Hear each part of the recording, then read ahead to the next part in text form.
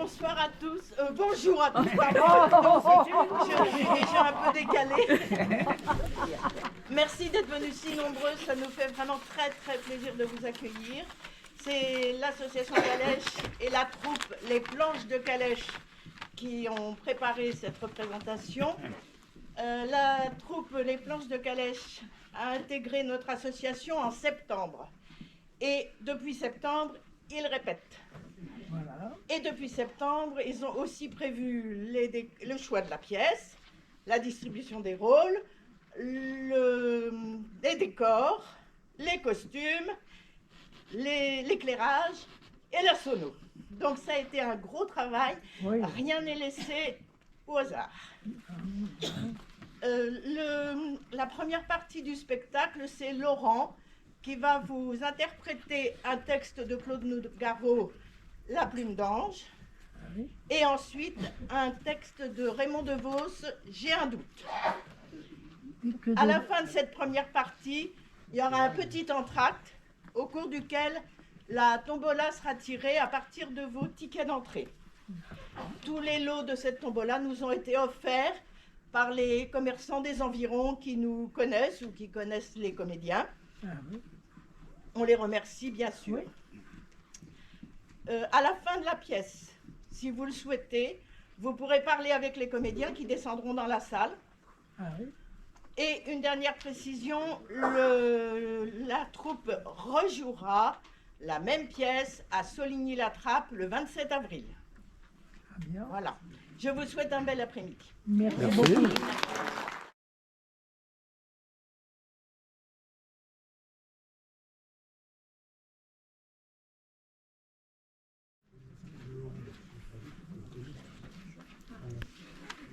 Vous voyez cette plume?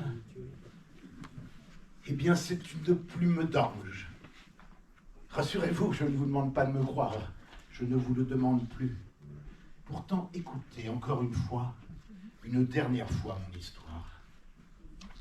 Une nuit, je faisais un rêve désopilant quand je fus réveillé par un frisson de l'air. J'ouvre les yeux, que vois-je? Dans l'obscurité de la chambre, des myriades d'étincelles. Elles s'en allaient rejoindre par tourbillonnement magnétique un point situé devant mon lit. Rapidement, de l'accumulation de ces flocons aimantés, phosphorescents, un corps se constituait. Quand les derniers flocons eurent terminé leur course, un ange était là, devant moi, un ange réglementaire avec les grandes ailes de lait. Comme une flèche d'un carquois de son épaule, il tire une plume, il me l'attend et il me dit « C'est une plume d'ange. Montre-la autour de toi, je te la donne. Qu'un seul humain te croie, et ce monde malheureux s'ouvrira au monde de la joie. Qu'un seul humain te croie avec ta plume d'ange. Adieu. Et souviens-toi, la foi est plus belle que Dieu. » Et l'ange disparut, laissant la plume entre mes doigts. Dans le noir, je restai longtemps, illuminé, grelottant d'extase, lissant la plume, la respirant.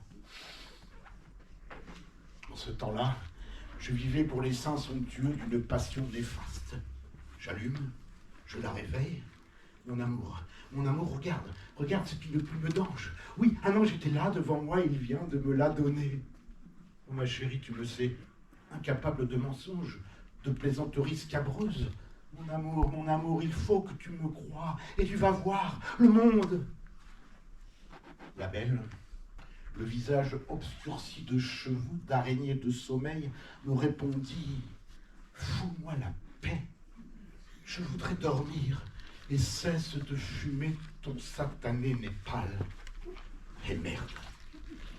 Au petit matin, parmi les ouvriers des poubelles et les premiers pigeons, je filai chez mon ami le plus sûr. Je montrai ma plume aux ouvriers et aux poubelles, et bien sûr aux pigeons qui me firent des roucoulements de considération admirative.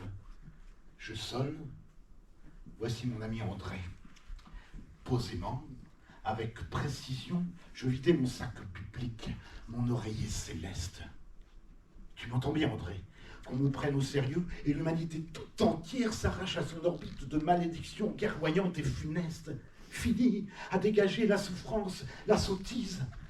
La joie, la lumière débarque.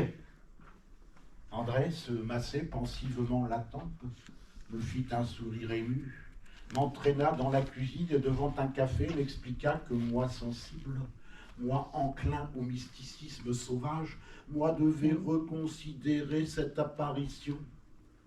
Du repos, l'air de la campagne, avec des oiseaux précisément, les vrais.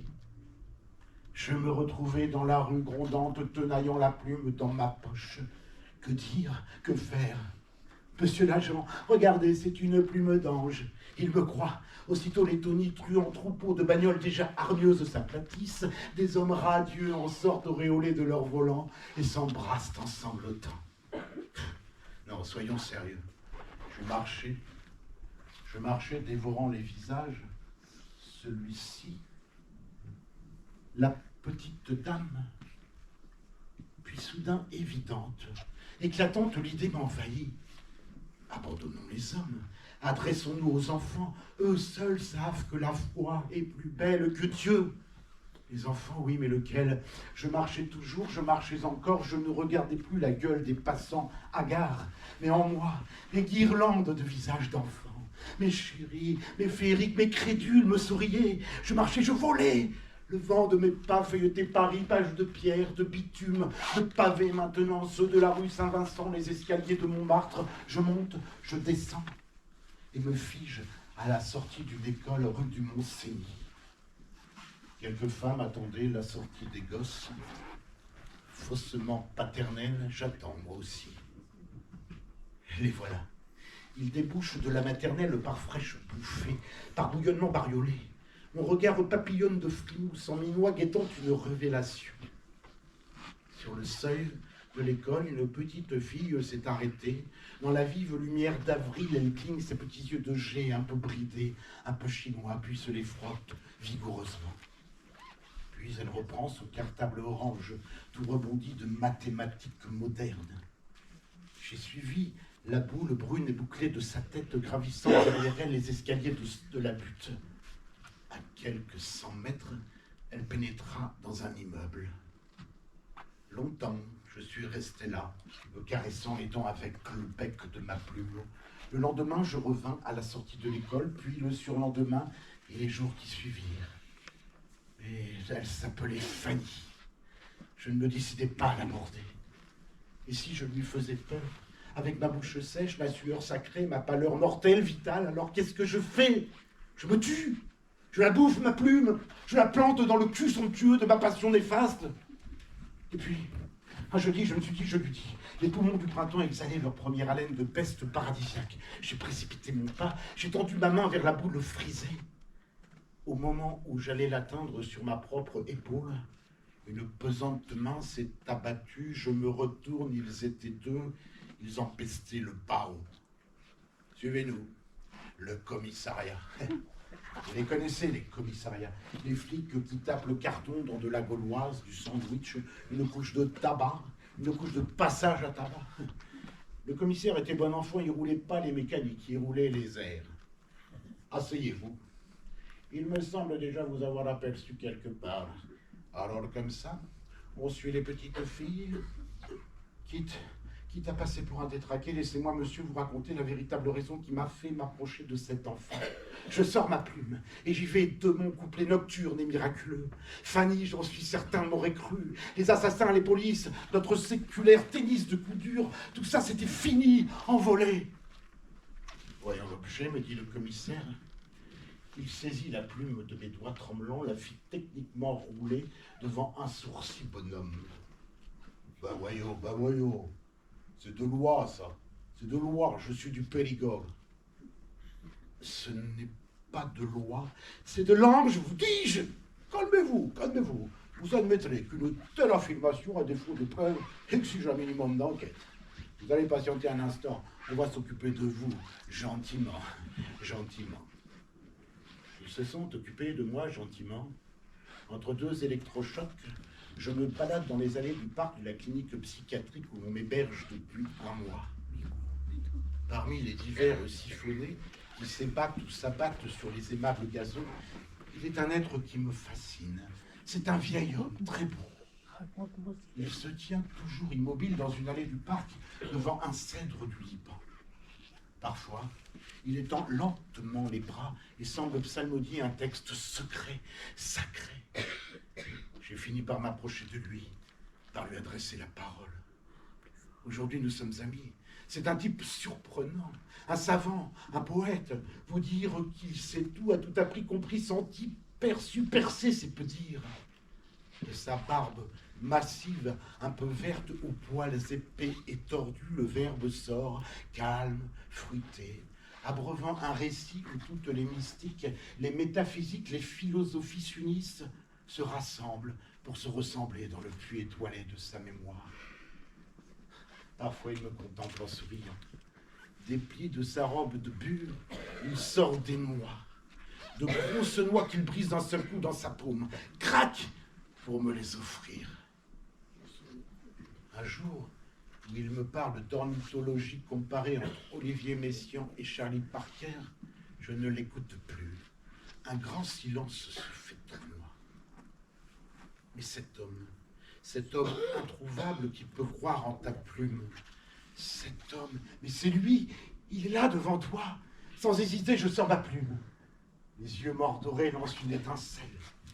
Il examine ma plume avec une acuité qui me fait frémir de la tête aux pieds. Quel magnifique spécimen de plume d'ange vous avez là, mon ami. Alors, vous le savez, vous me croyez?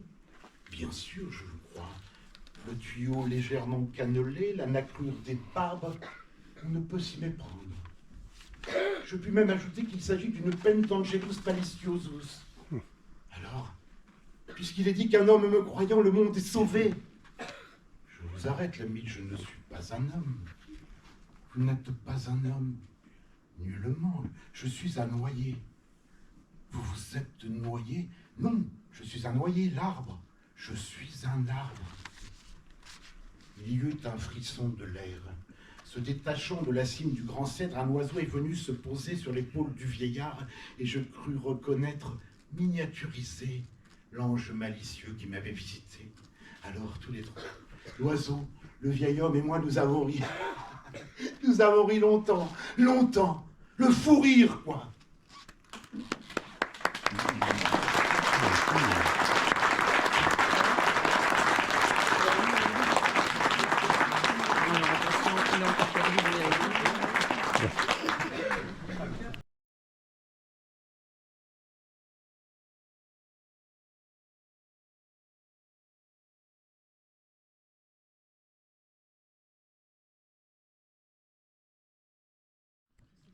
J'espère qu'en rentrant chez vous ce soir, vous n'aurez pas de mauvaise surprise.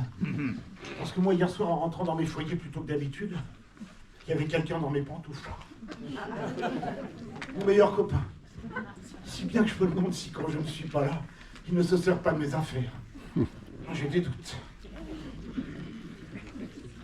Je vais vous interpréter un morceau de guitare à la guitare. J'ai des doutes, parce que c'est pas sa pointure, vous comprenez. Alors il la force. Alors après, moi, il n'a qu'à s'en payer une paire.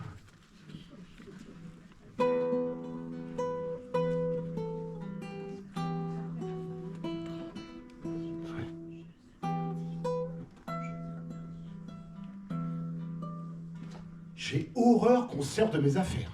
Pour 5 €, il y a une paire de pantoufles n'importe où.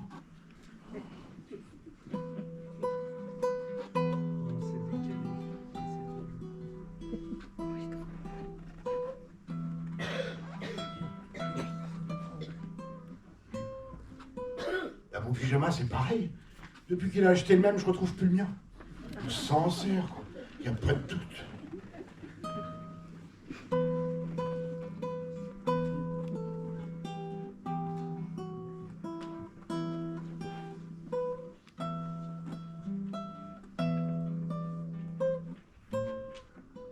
Ma femme ne voulait pas me croire. Je lui ai dit, tu vas voir, un jour, il va aussi se servir de tes affaires. Oh mon vieux, le lendemain, je retrouve son soutien-gorge dans la poche de son par-dessus. Sincère, quoi. Y a pas de doute.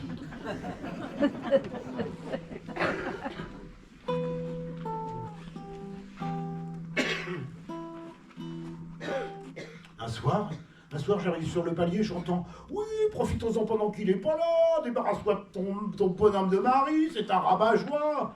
J'entre et je dis à mon copain qui était là « Oh, baisse un peu la radio, on l'entend d'en bas !» Sincère. Pas de doute.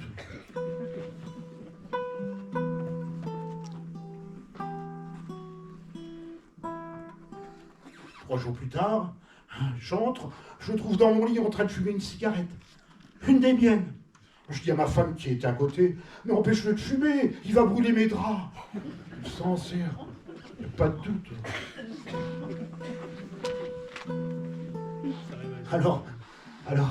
Alors mes pantoufles, mon pyjama, ma radio, mes cigarettes, pourquoi pas ma femme pendant qu'il y est?